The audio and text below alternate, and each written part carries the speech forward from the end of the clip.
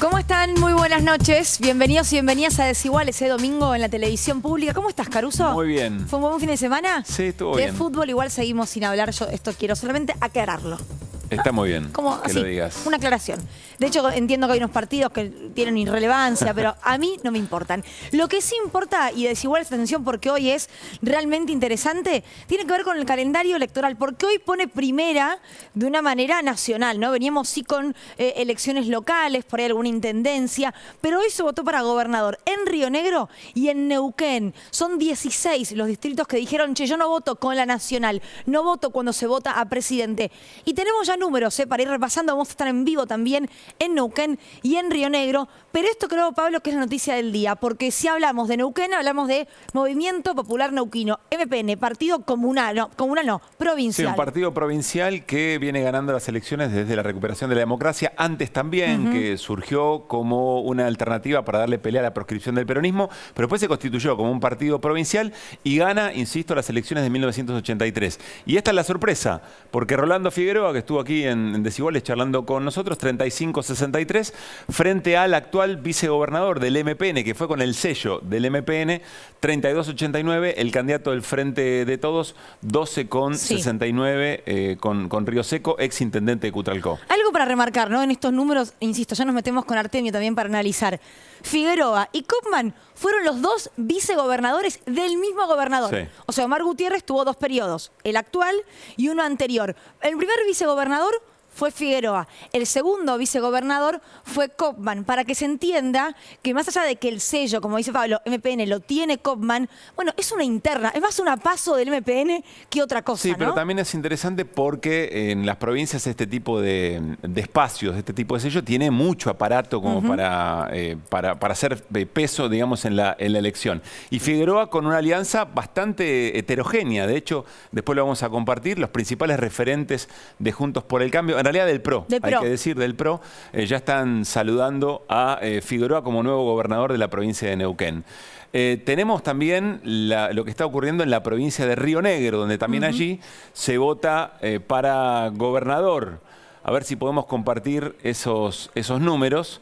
Aquí un poco más previsible, porque Beretilnec, actual senador nacional, ex gobernador de la provincia de Río Negro, está con el 8%, poquito todavía escrutado, 33,86%, frente a Tortorielo, que es el candidato macrista, 26,34%, por el peronismo, la oposición peronista, Jorne con 11,44% del movimiento Evita. Son los primeros números porque aquí se vota con boleta de papel. Con boleta de papel, ¿no? En Neuquén se vota con boleta única, esa que van a votar los porteños a jefe de gobierno justamente. Se están actualizando, pero sigue esto. Bueno, volvemos a Río Negro si podemos, porque estamos viendo ahí los candidatos de Neuquén.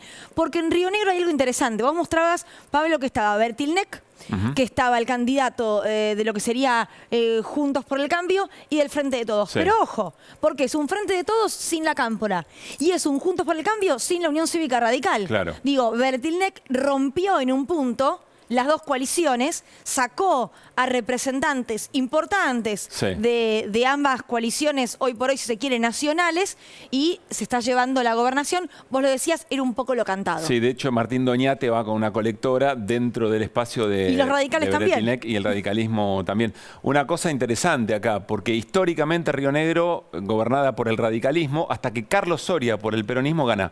Cuando Carlos Soria, que llevaba como vicegobernador a Beretilnec, fallece, muere, allí Beretilnec arma un espacio nuevo y efectivamente se consolida. Podríamos decir que es un partido provincial nuevo del siglo XXI, como decía Mario Banfield en su nota. Así que bueno, estas son las situaciones. Insistimos con esto, ¿no? Arrancó todo aquello que venimos diciendo, bueno, cómo pulsa con las encuestas, ya la ciudadanía argentina empieza a poner en las urnas efectivamente su voto para definir ejecutivos en las provincias en este caso, y tenemos un montón. Y me parece que siempre la pregunta es, bueno, ¿qué trasladamos de a lo nacional de esto? Ahora lo vamos a charlar con Artemio. Yo diría prácticamente nada, salvo la anticipación con la que se realizan las elecciones en las provincias para distanciarla de lo que está pasando en el clima nacional. Claro. Estamos también con Ricardo Forster, aquí en Desiguales, y con él vamos a hablar de esto, por supuesto, tiene que ver con la política, pero también de, bueno, el armado a nivel nacional, porque el Frente de Todos, ¿qué está esperando en un punto? que se arme una nueva mesa de debate de todo el frente, que hable la vicepresidenta, que los números de la economía, bueno, arrojen otro resultado. Y por supuesto debemos hablar de Juntos por el Cambio, porque esa jugada de la reta sigue dando que hablar y en paralelo Milei arma un caminito que uno no sabe bien a dónde va a terminar. Dejo dos preguntas picando para Forster. Una es, ¿la demora del oficialismo en ordenarse conspira contra sus posibilidades? Y si hay voluntad de ganar, o si se da por perdida la elección en el oficialismo o en alguno de los sectores del oficialismo. Bueno, hoy se conocieron despidos masivos, otra vez en el diario Clarín, en el grupo AGEA. Así que vamos a estar charlando aquí con referentes del CIPREVA, del Sindicato de Prensa de Buenos Aires. Pero esto es lo que comentaba, o de esta manera lo anunciaba la comisión interna del diario Clarín. Urgente, masivos despidos en Clarín, con la misma violencia y perversión que hace exactamente 4 años, Clarín está despidiendo a decenas de compañeros y compañeras. En las próximas horas, junto a nuestra asamblea y el CIPREVA, convocaremos a las acciones a seguir. Las acciones a seguir fueron una convocatoria en la puerta de la redacción del diario. También hubo una, hay que decirlo esto, un dictamen de conciliación obligatoria por parte del Ministerio de Trabajo, con lo cual esos 48 despedidos están reincorporados hasta que se arme una mesa de trabajo, un encuentro, pero insistimos, vienen integrantes del CIPREVA a charlar hoy con nosotros. Estarán Agustín Lechi, el secretario general de CIPREVA, y también Matías Servila, que es delegado de la comisión interna. Pregunta sobre esto para que nos hagamos en casa. ¿En cuántos medios vamos a ver esta información?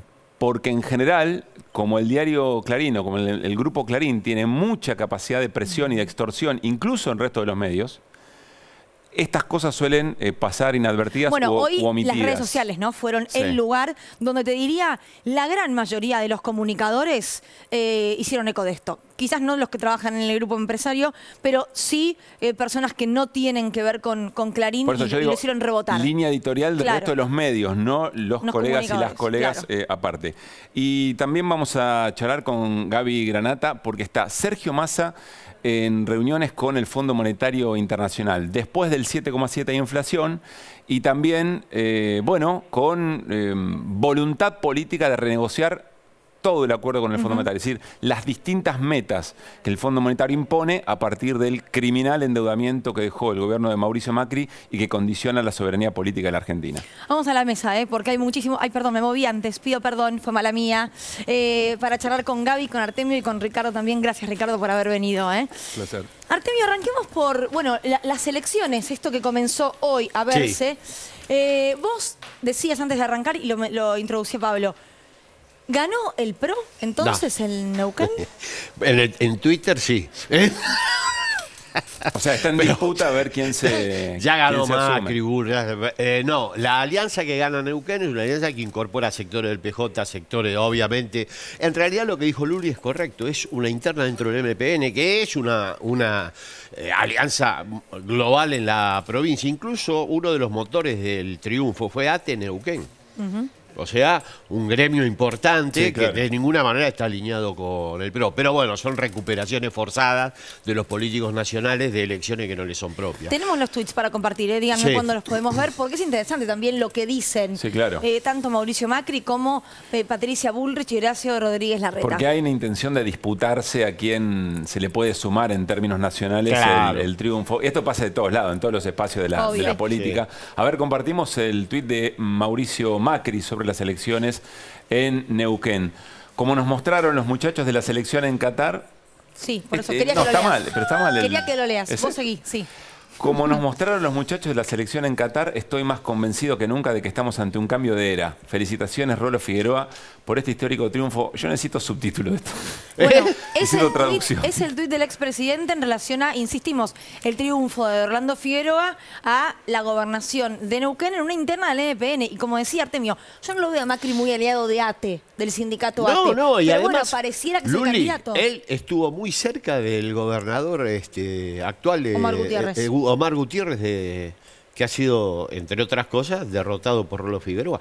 Es una recuperación forzada, como todo lo que hace Macri. Ahora lo de la elección se lo dejo a ustedes. No termino de entender, de verdad lo digo, o sea, la comparativa con la... Pero algo con la- hay, porque siempre nombra a las... En Votó a todos Rolo los Twitter Figueroa. aparece el Messi tema de la votó a selección. Rolo Figueroa. Algún foco le está dando algo. Sí, algo de la escaloneta. Vemos el tuit de Patricia Bullrich también, felicitando a Rolando Figueroa. Felicitaciones al PRO de Neuquén por acompañar la lista de Rolo Figueroa, nuevo gobernador de la provincia, y a todos aquellos que resultaron electos por nuestro Bueno. partido. Un poco más sincero este, Claro, más correcto, PRO de digamos, Neuquén ¿no? por acompañar a Rolo Figueroa. La Claro, verdad, un poco más correcto. más atado a la verdad. Y veamos el tuit de Horacio Rodríguez Larreta. Felicitaciones Rolo Figueroa, Lali Esteves y Bermúdez en EQN por esta gran elección. Después de 60 años vamos a cambiar Neuquén con transformaciones necesarias. Celebro el cambio de rumbo que eligieron los neuquinos. No tengo dudas de que el camino es el camino a la transformación del país.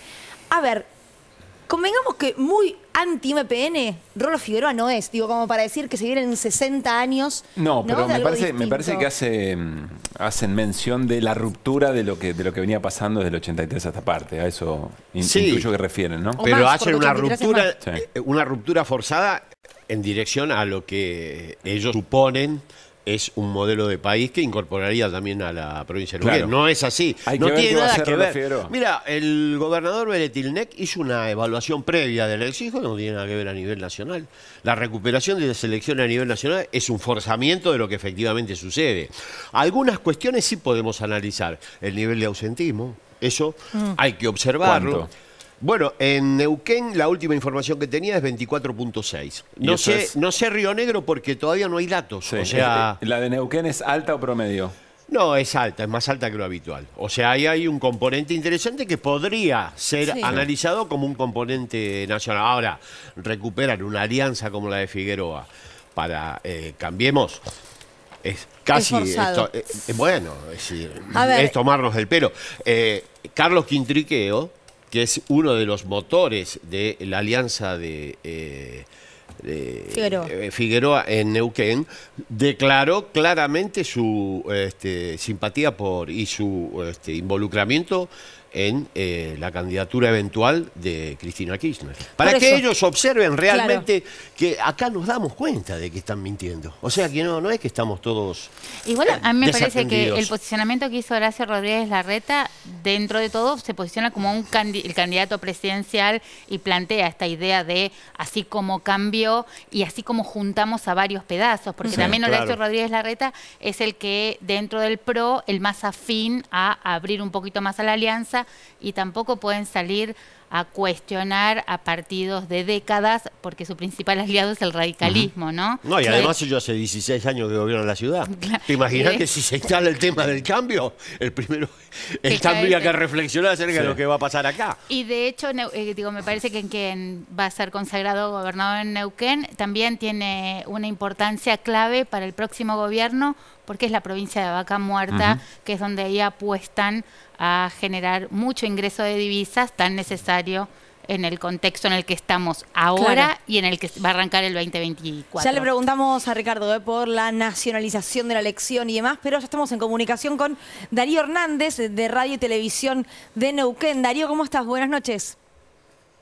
Hola, buenas noches, Luli, Pablo, un abrazo para todo el equipo, para toda la mesa. Aquí estamos en el estudio de Radio y Televisión del Neuquén. Estamos cerrando una jornada realmente intensa para nosotros de lo que ha sido una jornada histórica desde todo punto de vista, les puedo decir, porque los resultados son lo primero que podemos destacar como histórico. Hace más de 57 años que gobierna el Movimiento Popular Neuquino la provincia de Neuquén, y hoy esa historia se revirtió.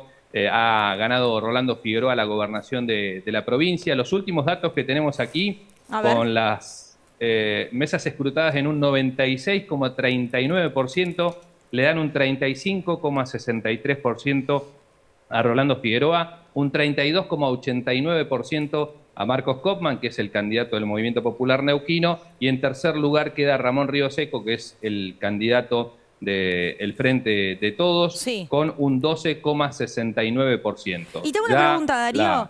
¿Cómo sigue Sí. eso para abajo, digamos? Porque entiendo que hay un candidato de Milei que sacó bastantes votos también, ¿no? Te daba los 3 primeros lugares, pero en el Claro. cuarto lugar queda el candidato que tenía Milei aquí en Neuquén, que es Carlos Seguía, un periodista de aquí de Neuquén, que su partido cosechó un 8,10%. En quinto lugar queda Pablo Cervi, que es el candidato de Juntos por el Cambio. Después les voy a explicar, porque en realidad fue muy rara esta elección para Neuquén, con la fragmentación de partidos que hubo, porque se dividió el Frente de Todos, Claro. se dividió Juntos por el Cambio y hasta se dividió el partido que gobierna la provincia hace tantos años, que es el Movimiento Popular Neuquino, porque bien lo decían ustedes y los escuchaba recién, Rolando Figueroa es un hombre que viene del Movimiento Popular Neuquino, de hecho es diputado nacional por el partido provincial, su banca es del MPN, Claro. ganó las últimas elecciones como representante del partido provincial y ahora es gobernador pero por fuera. Cuando el año pasado se planteó la posibilidad de ir a internas, Rolando Figueroa decidió no participar de las mismas y conformar un partido propio que tiene representantes del Movimiento Popular Neuquino que se fueron con él, pero que también incluye esa alianza de partidos a referentes de Juntos por el Cambio, del PRO en particular, del Frente de Todos también, hay peronistas dentro de esa lista. Es una ensalada bastante rara Claro. si te pones a hurgar dentro de cómo queda la conformación del equipo de trabajo y de los candidatos que llevaba Figueroa para la legislatura. No podría decirte hoy por hoy, en este momento, cómo queda conformada la legislatura, las 35 bancas, pero también va a ser una ensalada bastante interesante Claro. para ver Ahora, cómo va a ser el Darío, gobierno de Figueroa a partir de ahora, ¿no? Darío, en función de eso, se hace muy típico, muy porteñocéntrico, pero se hace siempre una traspolación hacia lo nacional. Vos explicaste la complejidad. Pero ¿cuál es las señas particulares de lo que podría ser un gobierno de Rolando Figueroa o es una incógnita? Porque se habla bastante poco de cuál va a ser la línea de gobierno eventual como para saber sobre qué sector de la política nacional podría recostarse más en todo caso. Mira, durante la campaña hablamos mucho con los candidatos y al momento de consultarle esto mismo a Figueroa, de cómo se hace para presentar, por ejemplo, una plataforma de gobierno, una propuesta de gobierno con posiciones incluso antagónicas, ¿no?, dentro de un mismo partido, decía que llegaron a ese lugar referentes de los distintos partidos que mostraron un hartazgo de lo que venían viendo en sus mismas fuerzas políticas. Así que es interesante ver cómo se puede llegar a plasmar esa propuesta de gobierno de aquí en adelante. Hay que decir que todavía le quedan unos cuantos meses al actual gobernador de la provincia, Omar Gutiérrez, hasta diciembre, para cerrar esta etapa Claro, es casi un año. y generar el traspaso de Digo, masa. por haber adelantado tanto las elecciones, es casi un año gobernando sabiendo que no va a continuar. Es un poco raro, ¿no? Y para negociar, ¿no? Exactamente, se especuló mucho con la fecha de las elecciones. Ustedes saben que la provincia de Neuquén, como nuestra vecina provincia de Río Negro, son las primeras dos que tienen elecciones en la República Argentina. Por eso también es una elección histórica, porque bueno, los ojos del país estuvieron puestos en Neuquén en la jornada del día de hoy. Hubo muchos medios nacionales, vimos colegas también de la televisión pública aquí en Neuquén, pero también de otros medios nacionales. Hay mucho interés en Neuquén por Vaca Muerta y por muchas otras cuestiones, pero también había mucho interés por el resultado. Ya se venían dando muchas encuestas previo a la elección de este día domingo. Muchas de ellas lo daban ganador a Rolando Figueroa, pero claro, son tantos años que gobierna el Movimiento Popular Neuquino en la provincia que costaba creerlas a esas encuestas. Y finalmente el resultado, mirá los datos que te estoy dando, Muy apenas finito. roza el 30% del Movimiento Popular Neuquino. El candidato que llevaba el MPN es el actual vicegobernador de la provincia, es el compañero de fórmula actual de Omar Gutiérrez. Darío, aquí nuestra compañera Gabriela Granata quiere hacerte una consulta. Gaby. Hola, ¿qué tal? Vos mencionabas Hola, recién que había algún tipo de hartazgo. Lo que te quería preguntar es cuál fue el diferencial que le permite a Figueroa ganar las elecciones y, digo, me parece que fue una estrategia haber hecho esa diferenciación y separarse del MPN, aunque tenga esa pertenencia. Pero ¿cuáles son los puntos que encontrás vos para que haya sido un diferencial para Figueroa y que se haya impuesto en esta elección provincial? Bueno, a lo largo de toda la campaña, Figueroa habló de las familias del poder que gobiernan la provincia. Él fue parte de la primera gestión de Omar Gutiérrez, él fue vicegobernador de la provincia y al momento de justificar esta decisión de apartarse del partido, dijo que habían cosas que ya desde ese entonces le molestaban, que no le cuadraban, del manejo de los fondos públicos y también de los armados políticos que hacía el Movimiento Popular Neuquino, de los apoyos que supo dar el Movimiento Popular Neuquino. Hubo muchas diferencias de ese entonces que dijo, nunca las callé. La diferencia es que en este último año, creo que desde cuando fue electo diputado nacional, las diferencias eran mucho más marcadas, se dieron a fines del año pasado cuando finalmente no decide ir a la interna. Y bueno, lo que argumentó en su momento para no ir a una interna, el Movimiento Popular Neuquino históricamente definió sus diferencias a través de una interna y esta creo que es la primera vez que no se da. Se dio a partir de esta posición que tuvo Figueroa, claro, de que habían cosas dentro de su partido que ya no le simpatizaban y que no iba a apoyar las mismas. Así que son muchos los temas que lo han diferenciado, pero fundamentalmente con algunos referentes del partido. Él nombró, no lo nombró, pero hacía mención mucho tiempo a la familia Zapag en la provincia de Neuquén y se refirió a ellas siempre como las familias del poder, de las cosas que hacen las familias del poder. En más de una oportunidad se le criticó, bueno, usted fue parte también de ese gobierno en el que estaban las familias del poder, no se daba cuenta de esas cosas. Bueno, él dice que de a poco fue marcando esas diferencias hasta que llegó a este punto de decidir romper, irse del partido y conformar otro partido, de romper con el MPN y llevarse consigo mucha gente, ¿no? Porque realmente hay que decir, muchos militantes del Movimiento Popular Neuquino no se desafiliaron del partido por estar históricamente participando de la fuerza política, pero que lo acompañaron en esta elección del día de hoy. Artemio. Habrá que ver cómo es el gobierno de Figueroa a partir de ahora. Para todos ha sido una sorpresa en Neuquén. Te digo que en este momento, escrutadas 96%, 97% de las mesas, todavía el MPN no sale a reconocer la derrota. Hay en la Junta de Gobierno, que está acá en Neuquén Capital, un grupo de periodistas aguardando que el gobernador de la provincia diga algo. Está acompañado del intendente de Neuquén. Las encuestas, Darío, genera sorpresa este resultado. Artemio López tiene una pregunta para hacerte también. Darío, nos quedó claro que la recuperación nacional de los resultados es un forzamiento absoluto del análisis. En eso fuiste muy claro. Me interesa una dimensión, el nivel de participación con respecto al histórico de la provincia. ¿Es más bajo? ¿Es promedio? ¿Cómo lo observas? No, participó mucha gente. Cuando arranqué hablando, les dije que había sido una elección histórica para Neuquén porque es la primera vez que en toda la provincia se vota con el sistema de boleta única electrónica. Ya había habido una experiencia, Neuquén Capital, por ejemplo, ya había votado con ese sistema, pero no existió el papel en ninguna mesa de la provincia de Neuquén, en ningún pueblo, ciudad, paraje de la provincia de Neuquén existió la boleta de papel. En esta oportunidad el 100% de las mesas fueron con boleta única electrónica y se especulaba mucho con la participación de si iba a ser mucha o no y bueno, finalmente se dio una participación bastante alta, rondó más o menos los porcentajes de otras elecciones, es decir, que no sucedió que fuera menos gente a votar. Pero bueno, también lo que sucedió es que digamos, sirvió como para mostrar un poco que el sistema se puede utilizar. En algunos casos, localidades que se usaba por primera vez la boleta única electrónica, fue un poquito más lento, porque claro, era un sistema nuevo, pero a la hora del recuento de los votos fue muy rápido. No, eso seguro. Es muy rápido porque de hecho ustedes saben que se vota también hoy en Río Negro y en Río Negro se vota con papel y todavía no tienen los datos. No, estamos con el 10%. Negro, ¿no? Darío, te agradecemos mucho por tu tiempo. Perfecto, les mando un abrazo de aquí desde Neuquén. Un gran abrazo.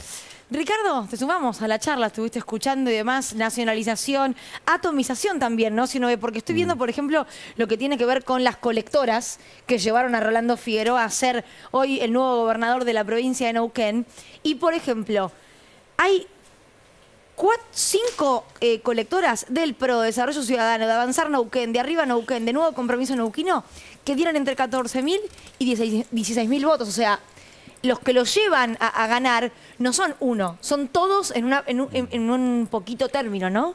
Yo creo que son muchas cosas. Nacionalizar la elección es inevitable porque es el efecto de ser una provincia como Neuquén, que si bien no tiene una centralidad en la política como puede tener la provincia de Buenos Aires o Córdoba o Santa Fe o Mendoza.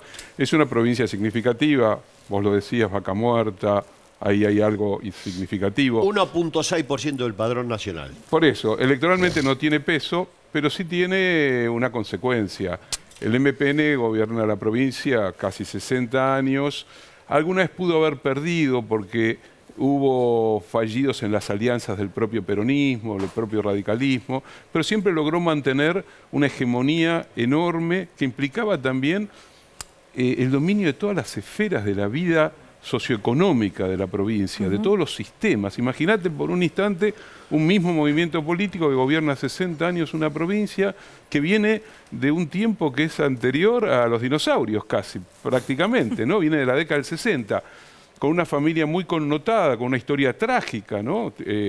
2 hijos desaparecidos de uno de los fundadores de la familia Zapag, con un movimiento que tuvo en su primera instancia una figura neoperonista, pero que después se convirtió en un partido de poder, yo diría, más próximo a un proyecto en general neoliberal de la organización estructural de la política en la provincia y de la economía en la provincia. Como la mayoría festejó, obviamente, la Constitución del 94 que le otorgó la decisión soberana sobre los recursos naturales, cosa que es un gigantesco problema para cualquier proyecto de país. Bueno, de hecho, nacional, ¿no? una de las consignas del propio Figueroa, ¿te acordás, Luli? Era que toda la riqueza de recursos naturales, específicamente Vaca Muerta, no derramaba. Claro. Que había localidades sin gas a pocos kilómetros de Vaca Muerta. No, Sí. y además trae el problema del doble estándar de salarios. Tienen un salario, Claro. un componente salarial vinculado al polo petrolero, que es muy alto, Muy alto. Casi 500.000 pesos en promedio, según el Ministerio de Desarrollo Productivo, pero luego tienen el resto de la provincia en una situación muy Claro. comprometida. Es un enorme problema. Todas y las los provincias precios petroleras van, tienen ese- exactamente, van los precios a los... Ahí se se toca. fijan por lo... Claro. Exactamente. Después hay algo del orden de la representación.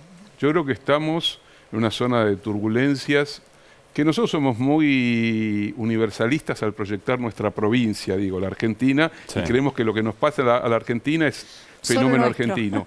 Pero estamos en un tiempo caracterizado por una profunda crisis de las formas tradicionales de representación de la política y de el vínculo entre la política y la ciudadanía. Y me parece que algo de eso también se pone de manifiesto en una elección como la de Neuquén. Ahí nos metemos con eso porque ya dejamos Neuquén de lado. Le agradecemos muchísimo a Radio y Televisión Neuquén a esta colaboración con la televisión pública, los canales federales y públicos, bueno, en este Muy caso importante trabajando esa red, ¿no? juntos. Muy Sí, importante. Sí. A ver, Ricardo, lo decíamos en el comienzo con Luli, la demora en ordenarse el oficialismo al frente de todos para tener una estrategia clara, con nombres propios en la nacional, ¿lo acerca a la derrota? ¿Le hace perder tiempo valioso?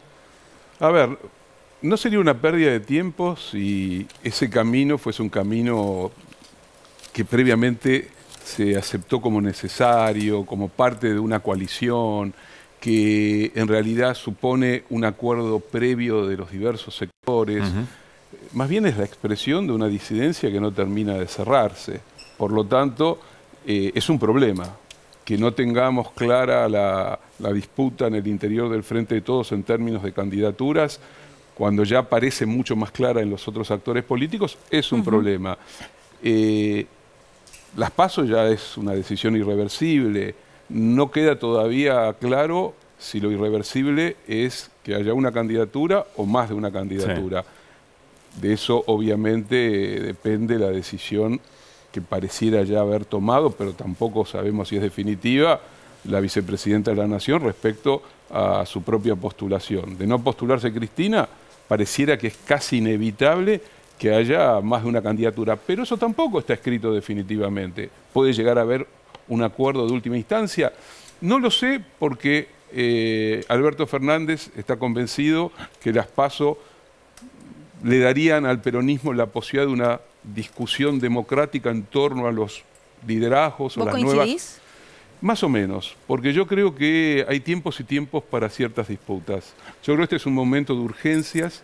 El principal problema al que nos enfrentamos es la posibilidad cierta de que una derecha recargada y derechizada sea gobierno y por lo tanto deberíamos privilegiar todo aquello que logre constituir una decisión de unidad, sabiendo de las diferencias, sabiendo de las divergencias, pero que por ahora tiene un núcleo clave, que es definir el horizonte de futuro de la Argentina. Si ese horizonte de futuro es el de una derecha que sabemos que viene por todo, la verdad es que la discusión sobre la democratización del peronismo se va a volver ociosa.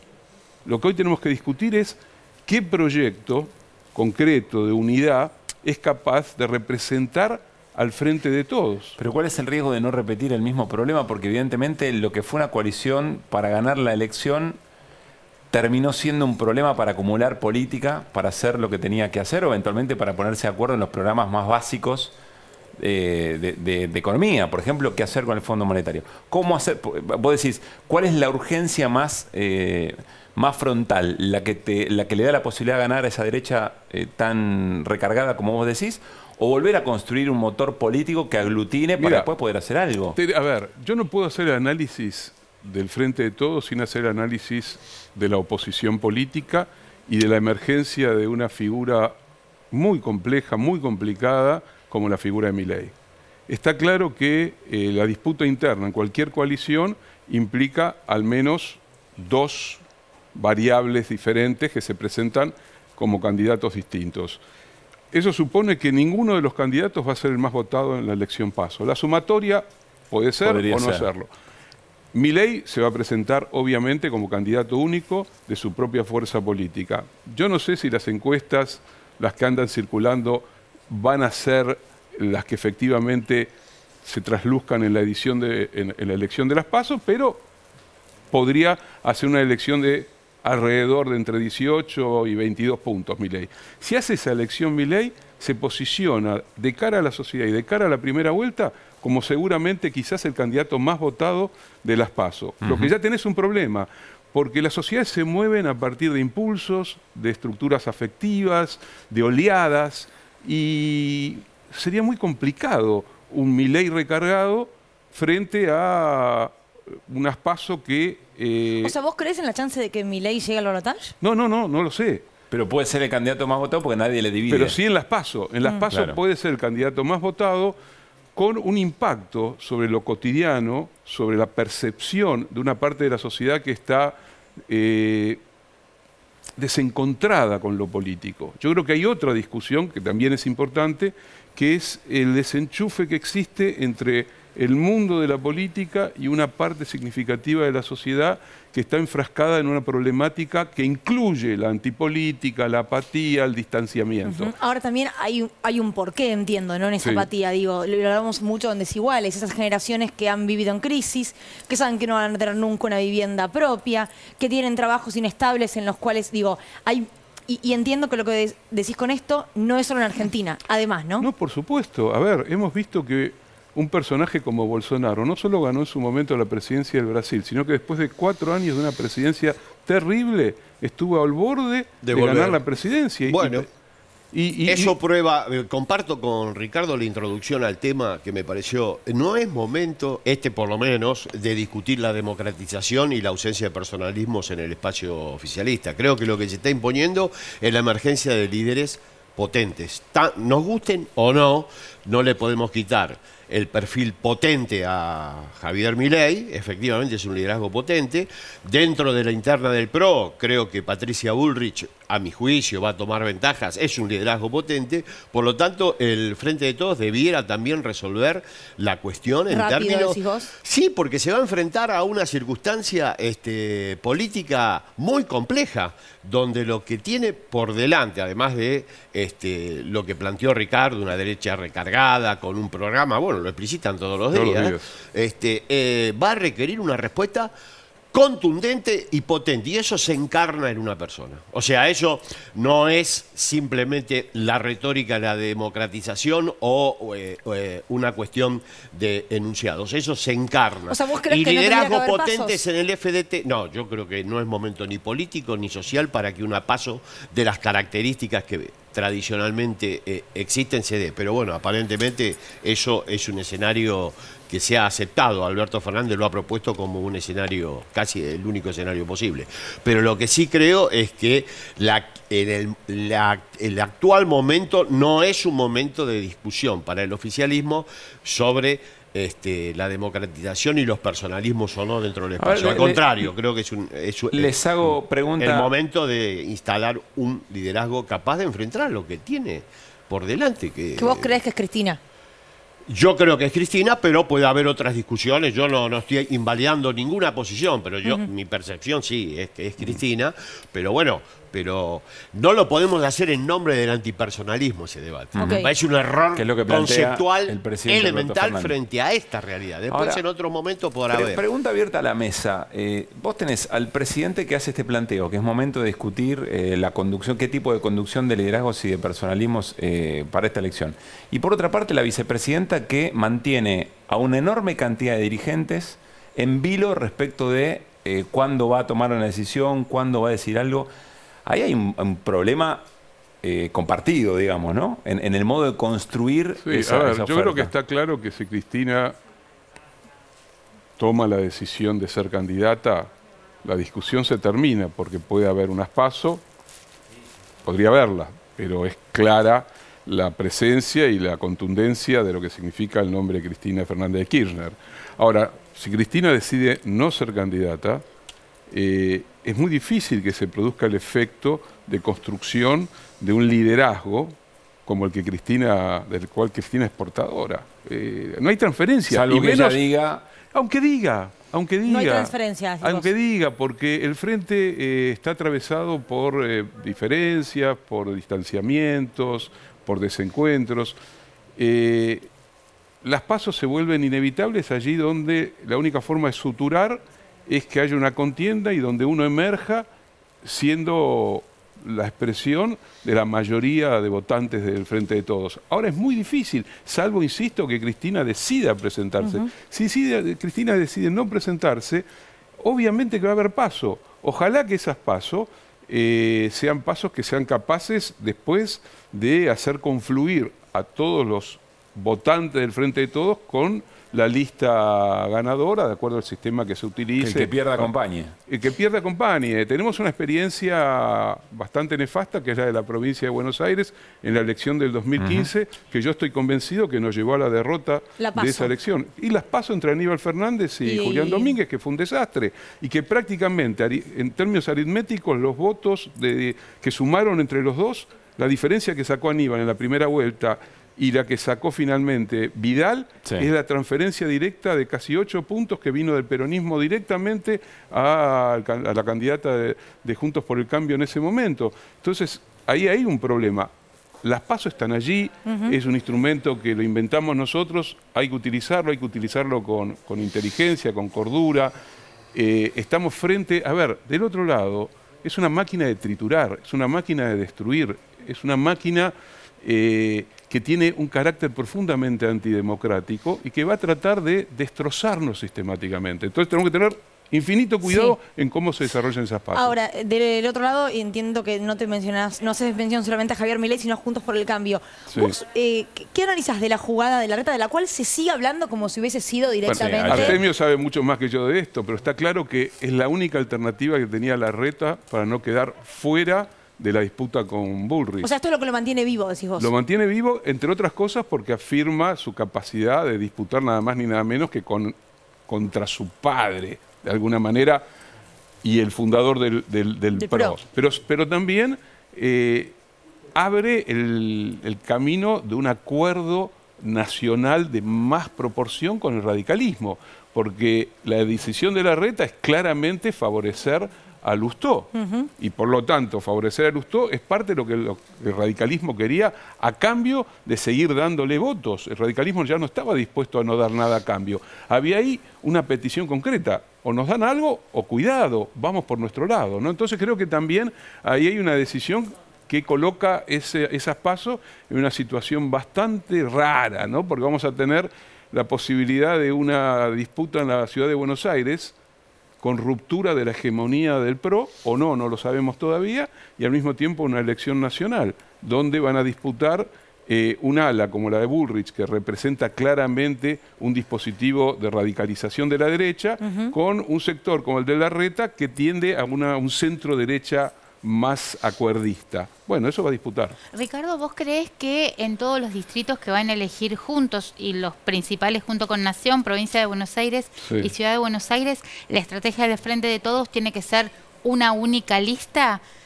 Y te agrego un elemento, porque te escuchaba muy atentamente respecto del rol de la necesidad de un liderazgo fuerte.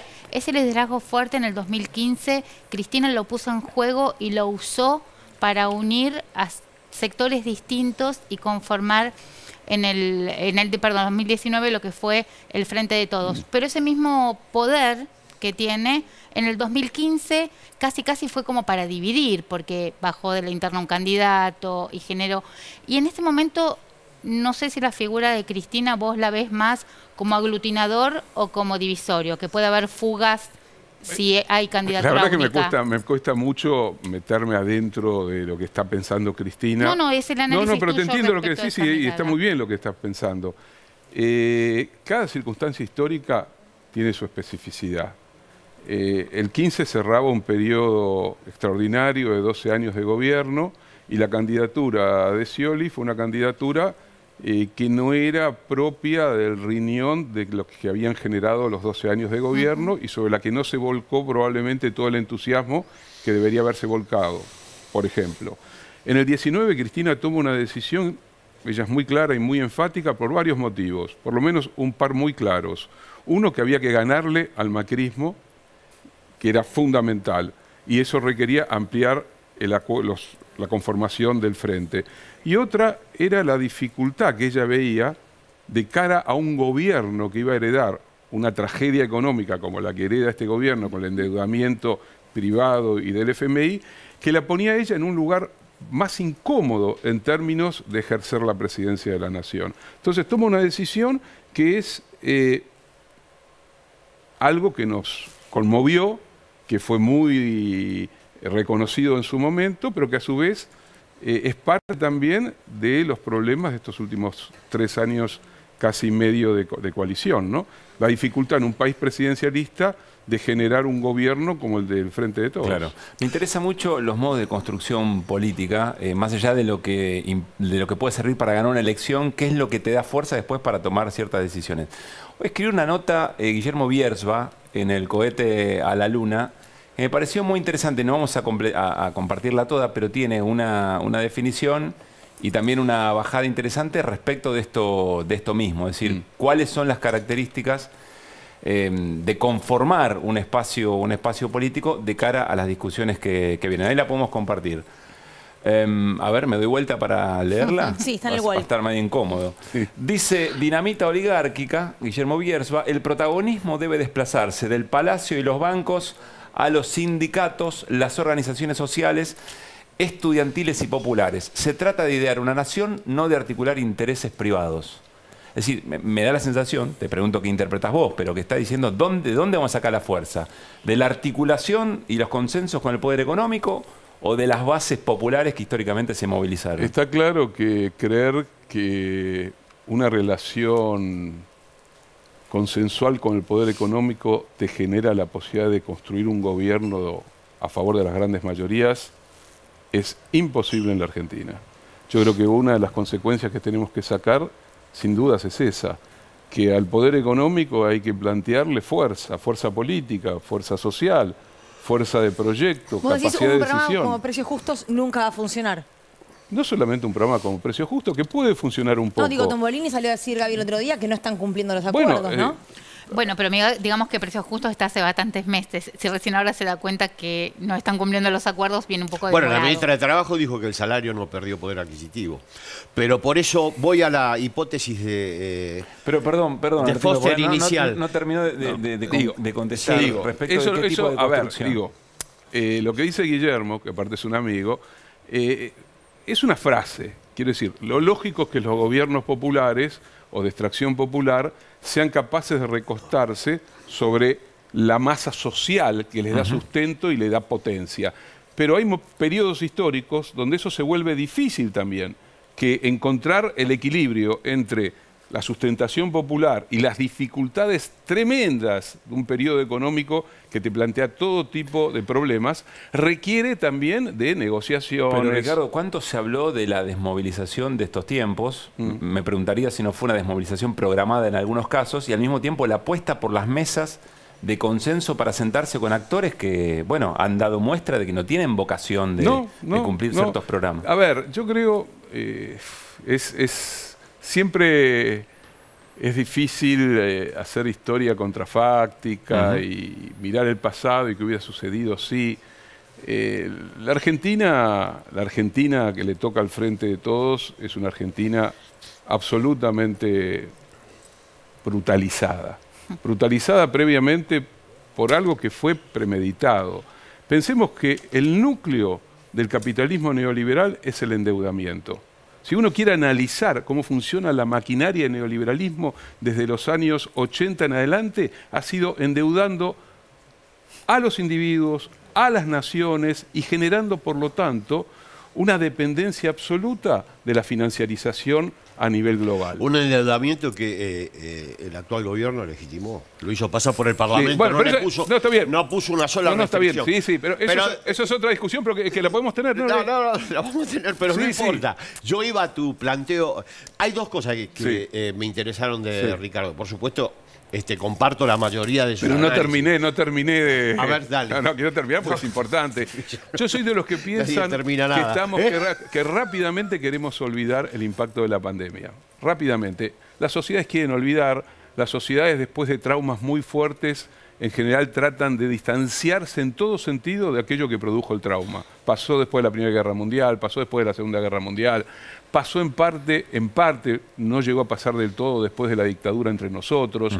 Quiero decir, hay un distanciamiento de una pandemia que en todo sentido transformó la vida cotidiana, la vida individual, la vida anímica, la vida económica, las formas del trabajo, las formas de la comunicación, digitalizó gigantescamente la mayoría de las conductas socioeconómicas. Eso pareciera ser que no tiene ninguna importancia. Al mismo tiempo generó, por supuesto, un hundimiento económico, de una caída salvaje del PBI, a lo que se le agregaba la herencia de la deuda del macrismo. Convengamos que la deuda privada es más fácil de negociar, la deuda con el Fondo Monetario Internacional es una deuda mucho más compleja porque interviene toda otra logística en términos de si caes en default o no caes en default. Pero es una discusión válida de ser discutida. Quizás el gran problema del Frente es que no discutió previamente un acuerdo o no respecto a qué hacer con la deuda. Bueno, el actual ministro Sergio Massa plantea eso como un problema, no haber discutido más seriamente el tipo de acuerdo delictivo que firmó Macri con el Fondo Monetario. Lo dijo hoy incluso por supuesto con las palabras de Sergio Massa. Pero también planteó el tema de la demora en hacer el acuerdo en la gestión Guzmán. En la extensión en el tiempo. Hizo una crítica a la manera de Massa, pero la hizo. Ahora, yo iba a dos puntos que planteó Ricardo. El liderazgo de Cristina es intransferible, sí, pero hay liderazgos de otra escala que acompañando la gestión pueden receptar buena parte de lo que expresa Cristina electoralmente. El caso de Axel Kicillof en Provincia de Buenos Aires, que aún en circunstancias difíciles a nivel nacional, mantiene preeminencia electoral en un distrito donde al Frente de Todos le aporta casi el 45% de los votos. Esto es... Y después sí, ahí quiero discutir con, no con Ricardo, quiero discutir conceptualmente este tema. A mí me parece que la primera proscripción de Cristina fue conceptual. Y se expresó en la frase, con Cristina no alcanza, sin Cristina no se puede, y su correlato... Es una frase en propia volver del Frente mejores. de Todos, Sí, ¿no? bueno, volver mejores es esto. Como decía el sociólogo Iván Sich, las ideas son los efectos que producen. El volver mejores es esto que hoy vivimos. Y yo creo que efectivamente, en aquel momento, cuando se diseñó la estrategia del Frente de Todos, bajo esa percepción de que Cristina no era suficiente, no había ninguna constatación empírica para que eso se mostrara. La primera que aceptó eso fue Cristina. Bueno, es otra discusión, no importa. Yo estoy hablando de la concepción inicial. tanto la CELAC como muchas consultoras tenían información de que Cristina estaba en capacidad de dar una elección exitosa. Bueno, de hecho, en la radio MAC, que es una... Sí. El mismo Alberto Fernández dijo que en el balotaje a Macri le ganaba a cualquiera, incluido Cristina. Surgió el comentario, bueno, pero entonces... para que termino acá. Termino acá. Me parece que revisar ese error...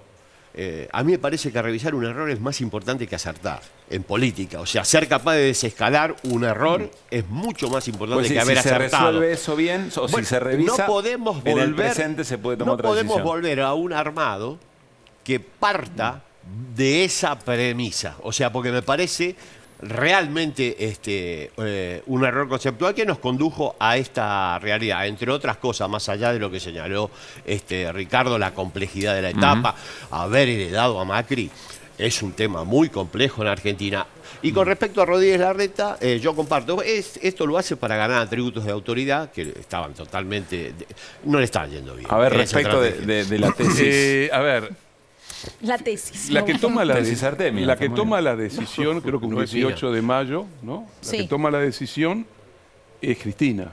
Cristina decide que ella no tiene que encabezar la fórmula presidencial, que esa fórmula ella eligió a Alberto Fernández, podía haber elegido a otro, hasta podía haber elegido a Sergio Massa en una de esas también. Evidentemente elige... En ese momento, si Bueno, Alberto ya pero- era fuerte, Pero evidentemente elige a Alberto Fernández porque Cristina proyecta sobre Alberto una serie de atributos que consideraba que eran los adecuados para asumir la responsabilidad de ser presidente de la nación. La frase es de Alberto, en realidad, la que cita Artemio. Es la frase que termina dándole sentido a la constitución del Frente de Todos y a la decisión de Cristina. Es anterior a la decisión de Cristina, Sí. pero en todo caso Cristina lo que hace es decir, tomo esa frase no en su sentido pleno, porque efectivamente éramos muchos, yo entre ellos, quienes creíamos que Cristina, siendo candidata a presidente, tenía grandes chances, por las características de esa elección, de ganarla. No estaba asegurada la elección, ya vimos después la posibilidad del crecimiento que tuvo Macri de las PASO a la primera vuelta, pero era clara que había una chance real de una disputa con Cristina como candidata. Pero Cristina evidentemente le agregaba otros elementos políticos, elementos de estrategia electoral, elementos de geopolítica. Pensemos que todos los gobiernos de la oleada progresista, salvando los que eran disruptivos en su origen, y solo queda como disruptivo todavía en gran medida el de Petro, el de Boric ya no lo es, pues es un gobierno casi capturado por la vieja dirigencia socialista. Yo lo acompañé a Alberto en este viaje a Chile y me quedé helado por la escenografía de lo que veía a mi alrededor, la presencia poderosa de las Fuerzas Armadas, de la Iglesia, el retorno a los principales ministerios de los viejos dirigentes del Partido Socialista durante Lagos, durante Bachelet, el aumento de la edad promedio que pasó de 40 para abajo a 50 para arriba, el acuerdo que llevó a Lula. Convengamos que Lula llega a la presidencia de la Nación, entre otras cosas, porque el Poder Real en Brasil le dice a la Corte Suprema que hay que cambiar la situación y la Red O Globo deja de decir que Lula es un criminal y pasa así que Bolsonaro lo es. que lo Sí. es Bolsonaro. Pero entonces lo que vos estás diciendo, Ricardo, es que quizá la lectura de aquel 2019 no fue solamente electoral. Vos decís, No. Cristina ya venía pensando que había que construir un acuerdo democrático en el poder económico y que aún ganando quizá ella no era la mejor interlocutora. Creo que veía un gobierno, a ver, es difícil la palabra, pero un gobierno de transición, que se abría, eran 4 años donde había que salir de una situación muy, muy dura, muy complicada, sobre todo. Está claro que se haya discutido o no se haya discutido, ese es otro problema. La cuestión de la deuda era neurálgica en la decisión también de Sí, Cristina. quizás creían que había tiempo para eso y llegó la pandemia, ¿no? También. Bueno, digo, la pandemia... Cambió los planes. Sí. Yo no sé cuál era el plan entre Alberto y Cristina. a ver, pero está- que había otros tiempos, seguro. Sí, y Cristina sabía perfectamente que Alberto en su mirada, es más, yo diría que hasta Alberto evoluciona un poco más hacia una mirada estatalista a partir de la pandemia que en prepandemia. En prepandemia Alberto tiene una visión, que él mismo lo decía así, más liberal de la economía y más políticamente progresista en términos de derechos y en términos culturales. Él se veía más un hombre de centro, y creo que se sigue viendo a sí mismo como un hombre de centro en la gestión de la economía, y un tipo más progresista en la visión internacional latinoamericana, en los derechos, aborto, protección social y demás. Cristina eso también lo sabía, por supuesto que también lo sabía. Por lo tanto, está claro que el gobierno tenía que enfrentarse a negociar la deuda con los privados, que era inmensa y que sigue siendo inmensa, y también tenía que enfrentarse nada más ni nada menos que a la deuda con el Fondo Monetario. Digo, lo demás es hacer especulaciones que son difíciles de corroborar. Después se sale... Yo entiendo que Artemio lo trae para el presente. Sí, pero yo creo que Cristina actual. Además pensaba que había otro tipo de negociación posible y pensaba que la agenda que plantó en 2020 se iba a cumplir. Alinear jubilaciones, pensiones, salario, y eso no pasó. No es una especulación solo actual, es una especulación al momento en que se decidió. Yo creo que ahí lo que hubo es una decisión que se supuso iba en un rumbo y terminó yendo hacia otro distinto. Yo creo que eso no es una cuestión solamente que involucre una revisión de lo que pasó. En el momento que sucedía, se estaban planteando diferencias que efectivamente tienen como resultado estas divergencias de las que hablaba Ricardo hoy. Hoy en el Frente de Todos hay divergencias muy fuertes, pero ya no en términos de si hay paso o no hay paso, de visiones de país modelo. Que son bastante diferentes y yo te diría que en algunos casos, en algunos puntos, antagónicas. Eso nos plantea un problema gigantesco. Estamos en un momento en que la única posibilidad cierta de tener alguna chance electoral es manteniendo el sentido de la coalición o del acuerdo o de la unidad. Porque la ruptura, el que rompe pierde, ¿no? O sea, está claro que romper la estructura de alianza que significó una estructura de alianza que Ricardo, hoy está mucho más caída, ¿no? Elecciones en unidad en el 2021 y nos rompimos. No en Palacio, nos rompimos abajo, perdimos 4.100.000 electores. La unidad no garantiza nada por sí solo. Por eso, o sea, mira, vamos todos. Estamos de acuerdo, pero bueno, vamos a darle un poquito pero agrego algo. Mi viejo amigo Nicolás Casullo decía que cuando el peronismo va todo unido, termina conservador. Bueno, tiene razón. Bueno, por lo tanto no es que yo tengo frívolamente una visión utópica de la unidad. La unidad en sí misma no garantiza nada. Es más... se probó. En el caso ecuatoriano, el Frente Correísta fue unido. Lenín Moreno ganó una elección difícil y después destrozó a todo el correísmo. Los mandó al exilio, a prisión, etcétera, etcétera. Nosotros, por supuesto, no llegamos a esa situación trágica por múltiples motivos que nos diferencian. En este caso, algo parecido pasó en Grecia, con Syriza. Con Syriza pasó algo parecido. Terminó siendo... Acá se mantuvo, también habría que ver por qué se logró mantener la unidad pese a esas diferencias. El peronismo ha sido en su historia un movimiento con antagonismos internos, que en algún momento se resolvió horriblemente mal, en otros momentos con liderazgos muy poderosos se logró consolidar una unidad.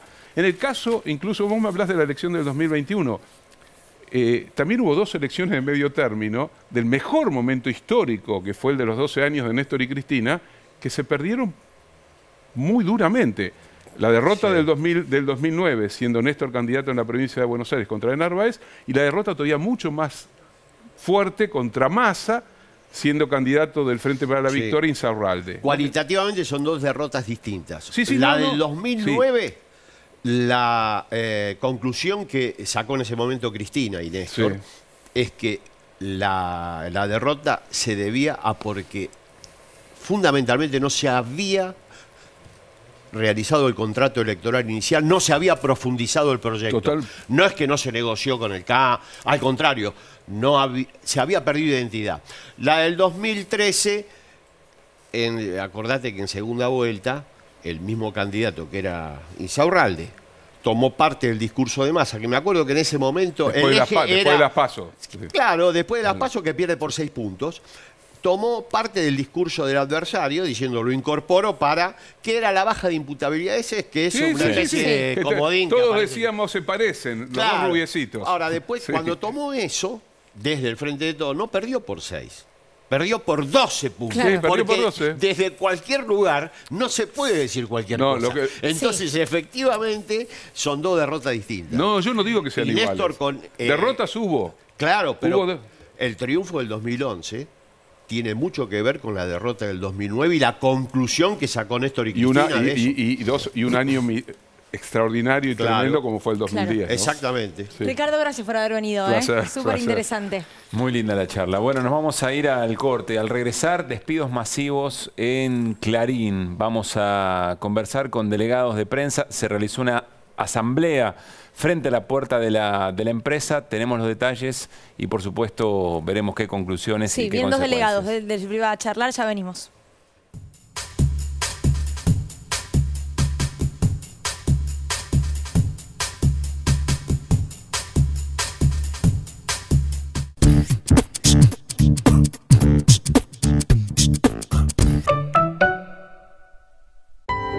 Llega a la televisión pública Discos Esenciales de Spinetta. Ana no duerme, juega con nada. Un ciclo del Centro Cultural Kirchner. Despierte sobre el mar, no hace falta el calor. Primer disco Almendra, con Andrés Beusaert y Nadia Lercher. Conciertos en La Ballena. Estreno, domingo 22:30. Televisión Pública. Si un dolor muscular te aleja de lo que te apasiona, podés confiar en el nuevo Voltaren 12 horas Emulgel, el analgésico tópico número 1 en el mundo para aliviar el dolor hasta por 12 horas. El único con doble concentración de diclofenac, un potente antiinflamatorio que alivia el dolor y reduce la inflamación. Voltaren, el placer de moverte. Está claro que la deconstrucción, si es que ocurre, a la cancha todavía no llegó. Y en un momento empiezan a cantar los de Friendzone. Me causó gracia porque yo estaba ahí. En este territorio, el fútbol sigue siendo una cosa de machos. Lo sexual como metáfora de un sometimiento que tiene que ver con cuestiones de poder, ¿no? Con Iván Noble. Un aviso en el diario convocando chicos que quieran participar de un movimiento gay deportivo. A la cancha se va a cantar. Pero, ¿a cantar qué? Un minuto de silencio.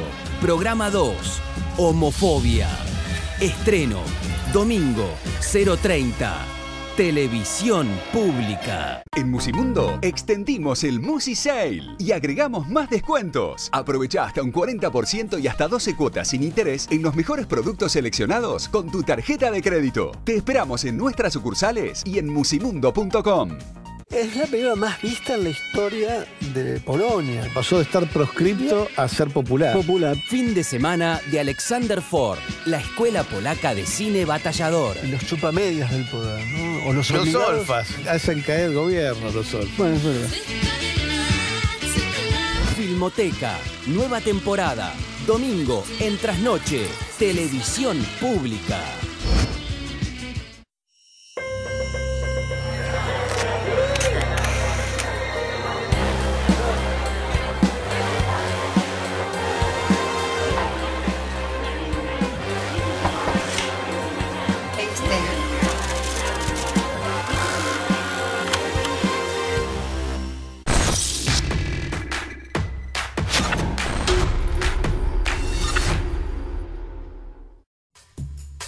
Seguimos en vivo en Desiguales, ya saludamos a nuestros invitados, porque estamos con Agustín Lecci, secretario general de CIPREVA, y con Matías Servila, delegado de Clarín de CIPREVA. Por supuesto, gracias a los dos por haber venido en un día complicado, en un día difícil.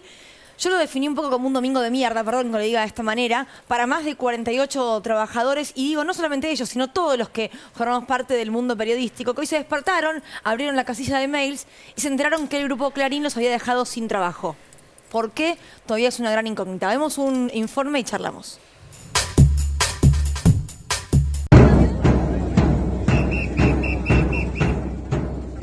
Hoy los trabajadores y las trabajadoras de Clarín amanecimos con el edificio vallado y con la novedad de nuevamente despidos en la empresa. A llamar a un paro para poder pelear contra estos despidos totalmente injustificados y masivos que lleva adelante la patronal de Mañeto. A 4 años de los 65 despidos que ocurrieron en 2019, nuevamente nos encontramos con la misma situación, con una empresa que nuevamente ajusta a nuestro colectivo de trabajadores y trabajadoras. Los trabajadores de Clarín comenzaron un paro por 48 horas en repudio a los 65 despidos anunciados por la empresa. Es la empresa que más ha ganado en estos años, que tiene la pauta oficial más grande de parte del gobierno. O sea, en momentos que esta patronal gana por todos lados, aplica políticas de ajuste que van sobre los trabajadores y trabajadoras, despidiendo a 65 compañeras y compañeros. Yo tuve casi 21 años en la empresa. Me enteré cuando llegué acá a la mañana que era despedido. Esto es increíble, ¿no? El maltrato, el salvajismo con que nos trataron. Una empresa totalmente cínica y que desprecia a sus trabajadores y trabajadoras. Los argumentos falsos son la reconversión tecnológica. La empresa se llama Artes Gráficas Rioplatenses, pertenece al grupo Clarín y hoy fue noticia. Los trabajadores nos hemos presentado el lunes, como todas las semanas, a trabajar y nos encontramos con que nos dicen que la empresa cerró. Y doloroso volver a este lugar para encontrar el mismo escenario de hace 23 años, el mismo escenario de hace 4 años. Vallas en la madrugada. El último viernes, la AGEA, la empresa editora del diario Clarín y Olé, despidió a 117 personas. Periodistas, toda la sección corrección y a toda la comisión interna elegida recientemente y a los integrantes de la Junta Electoral que no fueron reconocidos por la empresa. Fuimos despedidos, tal cual dijiste vos, con un método brutal, salvaje. El sábado no nos dejaron entrar a la planta, estaba todo vallado con dispositivo policial. Fuimos identificados de esa forma por el personal de seguridad. Parece que el delito que hemos cometido es hacer uso de nuestro derecho constitucional de reunirnos, porque uno de los motivos de los despidos también es haber participado en asamblea, según dicen los telegramas de la empresa. Ha tenido poca difusión.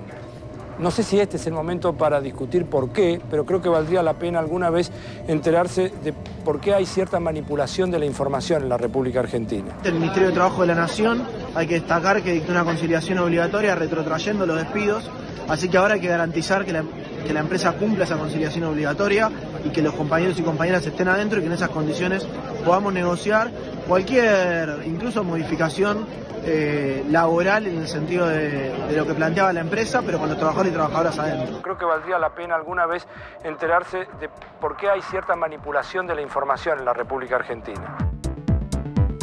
Siempre del lado paenza de la vida, solamente para decirlo, ¿no? Antes de meternos en lo que pasó hoy, que se los pregunto a Matías y Agustín, ¿se la veían venir? ¿Cómo es que de repente se levantan y se encuentran con esas mails en sus casillas?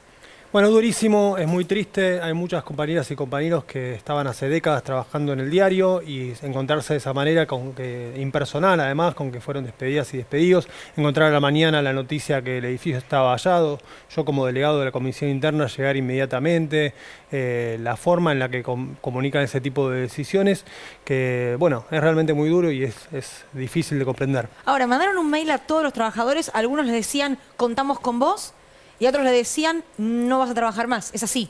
Todos recibieron un mail, digamos. Sí, todos recibieron un mail. Lo que pasa que una de las desinteligencias que cometieron, entre otras cosas, es mandar mails a los compañeros que fueron despedidos y al mismo tiempo desactivarles el acceso a la casilla de mail. Así que muchos ni siquiera lo pudieron leer y se terminaron enterando por distintos medios, avisándose en redes de comunicación, etc. Publicaron un texto en el que dicen que la reconversión tecnológica era el motivo de estas desvinculaciones.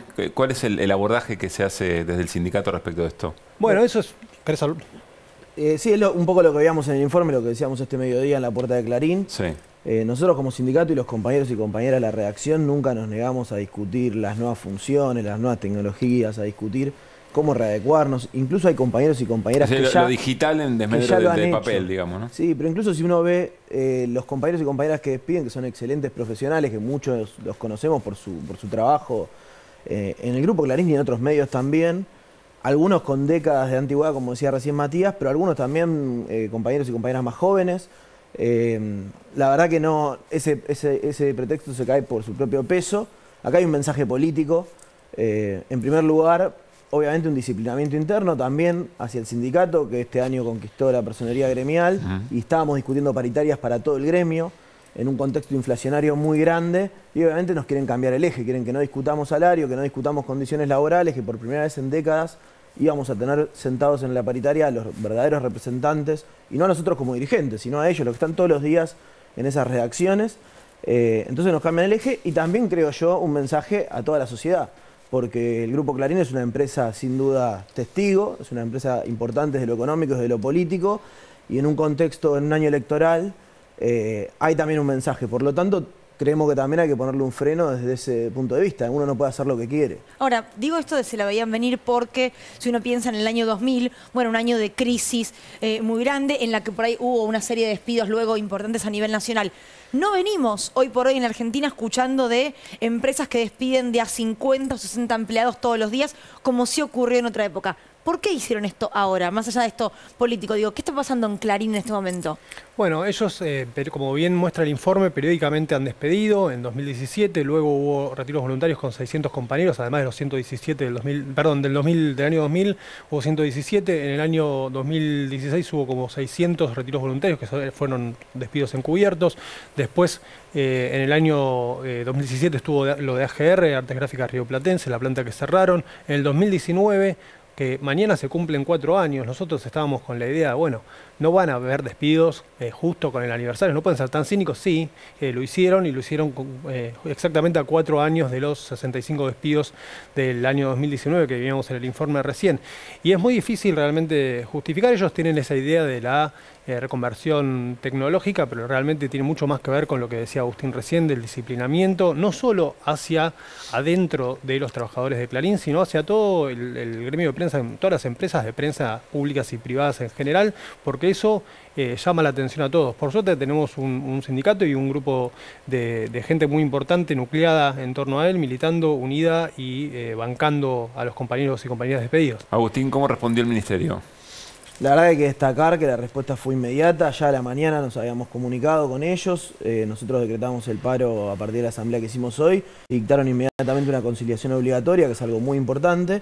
Y yo veía la diferencia con el 2019, ¿no? En el 2019 nosotros hicimos un paro también en Clarín.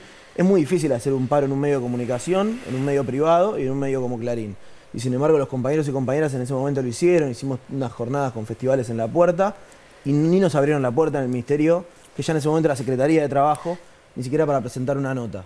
Y hoy tanto la ministra como todos los funcionarios estuvieron a disposición, a pesar de ser un día domingo, dictaron la conciliación. Esperemos ahora que la empresa la cumpla. Nosotros mañana vamos a acompañar a los trabajadores y trabajadoras que tienen que reingresar a su puesto de trabajo y después poder tener una instancia de negociación e incluso discutir las modificaciones que haya que discutir en las funciones de cada uno, pero con los trabajadores y trabajadoras adentro. ¿Hoy la empresa se comunicó con ustedes? ¿Les dijo algo? Sí, se comunicó con nosotros, nos dijo la cantidad de despedidos, los 48 despidos. O sea, después de los mails se comunicaron con ustedes. Sí, nosotros como nos fuimos recibidos como comisión interna por las autoridades de la empresa, nos comunicó las secciones a las que pertenecían los despedidos, etcétera. Bueno, después tuvimos que hacer a mano el listado, el recuento de quiénes eran, ir llamando compañeros para ver quiénes habían quedado adentro o afuera, una situación muy... Horrible, realmente horrible, sí. ¿Cómo repercutió en el resto de los medios, teniendo en cuenta el peso político que tiene Clarín, la representación además de ese interés económico? ¿Qué cobertura se le dio al resto de la prensa privada? Bueno, ahí hay que hablar de dos cuestiones. Primero, los trabajadores, los colegas de los medios, sí. Una respuesta, como siempre, muy solidaria. Y en esto, para los que nos escuchan y por ahí desconocen, acá hay que marcar que los trabajadores y trabajadoras del diario Clarín, como los de todos los medios privados, son trabajadores. Cuando tuvimos conflicto en los medios públicos nos acompañaron también. Pero a diferencia hay una gran censura, bueno, lo que decía Paenza también en el informe, ¿no? Como, igual que en el año 2000, salvo los medios públicos, salvo medios autogestivos y alguna que otra excepción en los medios privados, siempre importante y valorable, hay una solidaridad también entre empresarios. Nosotros esperamos que escuchen, que entiendan que la conciliación obligatoria es algo firme, importante. La medida de fuerza fue una medida general, no fue solo de los trabajadores y trabajadoras del diario Clarín, sino que fue votada por delegados de ámbito financiero, de Infobae, de Telefe, distintos medios, de Página 12, con características distintas. Y ese mensaje también es importante y queremos destacarlo. Fundamental destacar, me parece, el rol de los medios públicos en estos momentos, digamos, ¿no? Para compensar esa solidaridad entre privados que se da, que comentaba Agustín. ¿Cómo sigue? ¿Mañana deberían poder volver a trabajar quienes fueron despedidos en gesto de aceptación de la conciliación obligatoria o no? ¿Cuál es el momento clave? Sí, la conciliación retrotrae el conflicto. Nosotros tenemos que cesar también las medidas. El paro en este caso, ¿sí? Vamos a estar movilizados, obviamente, vamos a acompañar a la puerta y los compañeros y compañeras que fueron despedidos tienen que poder ingresar. Esperemos que lo hagan. Ahora está todo vallado todavía, ¿no? Sigue vallado. Sigue vallado. Está vallado por la policía de la ciudad. Esperemos que eso sea en un clima pacífico y que a la tarde, a las 14:30, que estamos convocados por el Ministerio de Trabajo, tengamos un diálogo en los mejores términos posibles para poder revertir esta situación. Agustín Matías, gracias por haber venido. Y un abrazo para todos los compañeros y compañeras de Clarín. Bueno, hacemos un corte y al regresar Gabriela Granata nos cuenta qué consiguió Massa en el Fondo Monetario Internacional. ¿Qué dijo además, no? ¿Tenemos buenas noticias o no? En un ratito nomás. Ya venimos.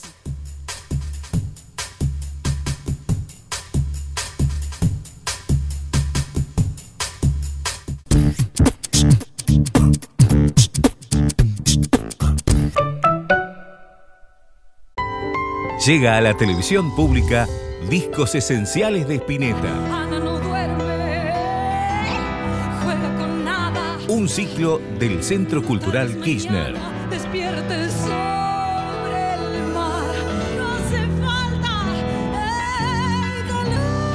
Primer disco, Almendra, con Andrés Beusaert y Nadia Lercher. Conciertos en La Ballena. Estreno, domingo 22:30. Televisión Pública. En Argentina implementamos una hora más de clase en las escuelas primarias del país. El que sepa que educar es la respuesta para lograr una sociedad con igualdad, que levante la mano. La educación, nuestra bandera. Ministerio de Educación. Argentina Presidencia. Más fútbol, más fecha y seguramente más polémicas y cosas por hablar junto a Rochi Cuenca. Hola, Miguel. Hay promesa de buen fútbol. ¿Cuál es la idea de juego que tiene Almirón? Con lo mejor de cada fecha. Tenemos que poner a los que mejor juegan. No es tan difícil. Con más info que no falla. Si ganamos, hubiera estado bien. Y los domingos seguimos en racha. Seguir por este camino, seguir haciendo las cosas bien, seguir trabajando, que las cosas van a seguir llegando. Zona Mixta. Domingo 23:30. Televisión Pública.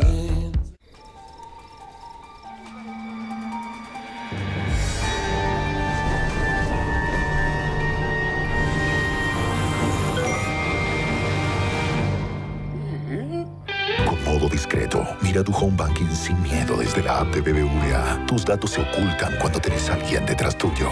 Qué lindo cuando la ves. BBVA. Creando oportunidades. Y este gasoducto nos va a permitir independizarnos económicamente, es decir, no estar gastando todos los inviernos los barcos que vienen.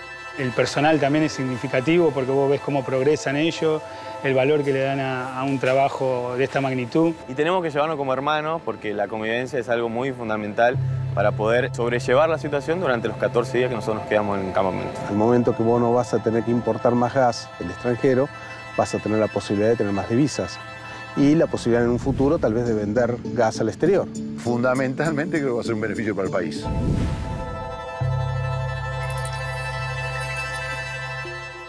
Registro único para artistas musicales de la Argentina. Inscribite para acceder a los beneficios que otorga el Instituto Nacional de la Música.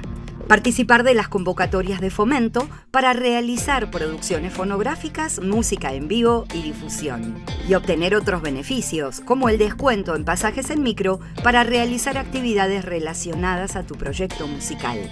El registro es gratis y se hace en pocos minutos en el sitio web de INAMU.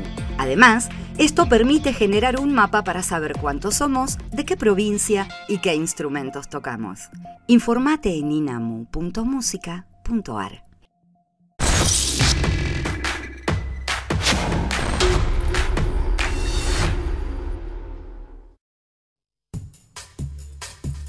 Seguimos al aire en Desiguales, espero que lo que hayamos dicho con Caruso nunca se haya escuchado. Nada tiene que ver con la política igual, no, tranquilo. por favor. Peor aún, con vías privadas. Repasamos los datos de Río Negro porque entiendo que Bertinec ya tiene números que lo consagran como ahí está, gobernador de la provincia, una vez más, 37,39%. Artemio hace como, era obvio. Nos sorprende. Es el MPN de Río Negro, digamos. Hizo un atrapado todo descomunal. Nuevo, un partido provincial que tiene muchísima amplitud en su incorporación. Bueno, y además un gobernador que, bueno, muy caminador en su gestión, conoce mucho la provincia. Era bastante previsible lógico, el resultado, a diferencia de Neuquén. Pero bueno, también muestra que la especificidad provincial no puede ser recuperada nacionalmente. Es determinante. Lo dijo Beretilnec antes de saber el resultado, que no veía componentes nacionales. Macri sí los ve, obvio. Todo lo que pase, desde el triunfo de la selección hasta Beretilnec, muestra que tiene razón. Bueno, nos vamos a meter en lo económico. El ministro de Economía, Sergio Massa, reunido ante las autoridades del técnica, si no me equivoco, del Fondo Monetario Internacional. Ya lo explica Gabriela Granata, traduce esto que vamos a ver a continuación.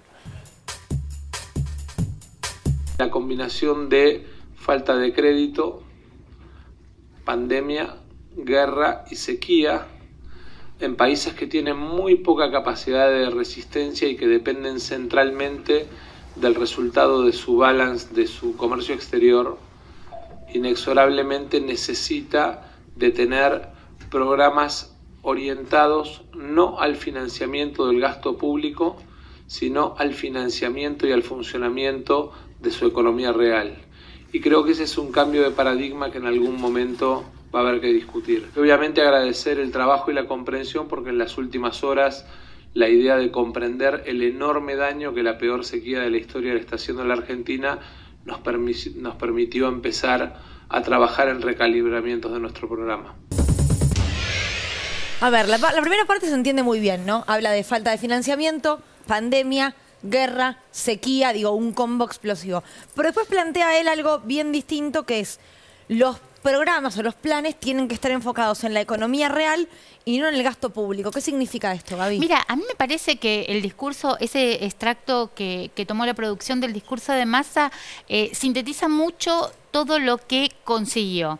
¿Por qué? Porque del tema sequía, Massa ya viene planteando hace bastante tiempo el impacto y hasta ahora no había conseguido más que relajar una de las 3 metas que tiene este programa, que era la acumulación de reservas.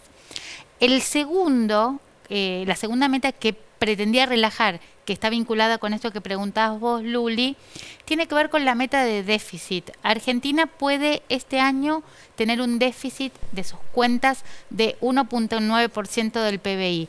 Eso no alcanza, pues el último trimestre le pegó ahí raspando, estuvo al borde de no cumplirlo y muchos creen también que el Ministerio de Economía derivó pagos que tenía que hacer efectivos para poder alcanzar esa meta y mostrar una señal de buena voluntad al Fondo Monetario Internacional. La aspiración es que relaje esa meta de déficit, ¿para qué? Para poder tener la billetera un poco más amplia y probablemente pueda hacer una política más expansiva y volcar mayores recursos justo en el trimestre previo a las elecciones. Poner más plata en la calle, digamos. Sí, fue un discurso importante el de Massa. Sí, la pregunta es ¿cuánto cala? Bueno, digo, ¿a dónde llega este está discurso? Bien, pero hay que decirlo. ¿Cuándo llega ¿en el fondo o con la gente? No, porque en el fondo. En el fondo cala poco, es verdad. Mira, yo creo que hay una diferencia. Justo antes de la reunión con Massa se reconoció el impacto de la sequía y en la revisión anterior el Fondo Monetario había subestimado el impacto de esa sequía, había hablado de creo que menos de 10.000 millones de dólares cuando va a ser casi el doble.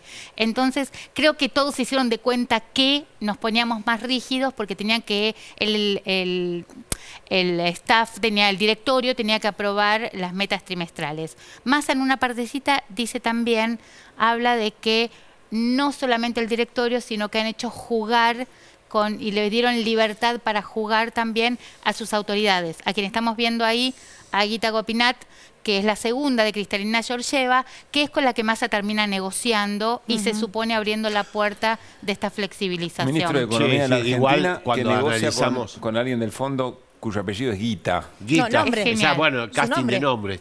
Jovencita. Perdón, su nombre. Ahora te hago una, Luli y Pablo, y bueno, vos lo sabés de memoria.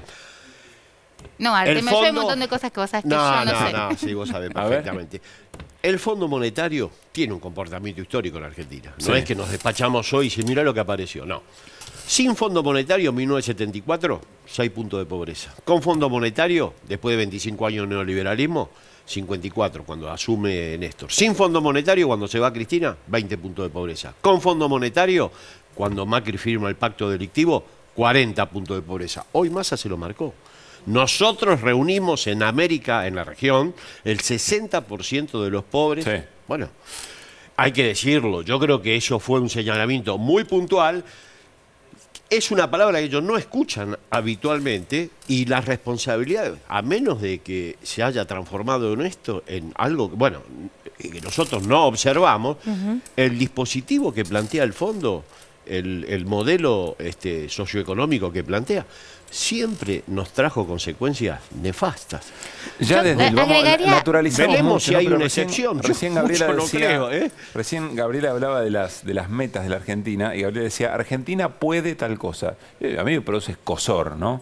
Que Argentina pueda o no pueda en función de lo que diga el Fondo Monetario. Es que justamente te acota todo el margen de maniobra y yo agregaría un dato más contextual, es el Fondo Monetario Internacional otorga un crédito hipermillonario, extraordinario, que nos lleva a este punto, con un gobierno de Trump, con un gobierno de Mauricio Macri. El Fondo Monetario no flexibiliza las metas con fin de gobierno de Trump, inicio de Biden, Guzmán. Ahora vos tenés en los últimos meses también un escenario distinto, porque la tensión que hay entre Estados Unidos y China por el control de recursos económicos, Argentina es una de las reservas de litio donde todos quieren venir a jugar. China, lo hablábamos el otro día con el informe que hizo Flor Alcaraz, y el interés de China de financiar la construcción de fábricas para producir baterías, es también un elemento de tensión.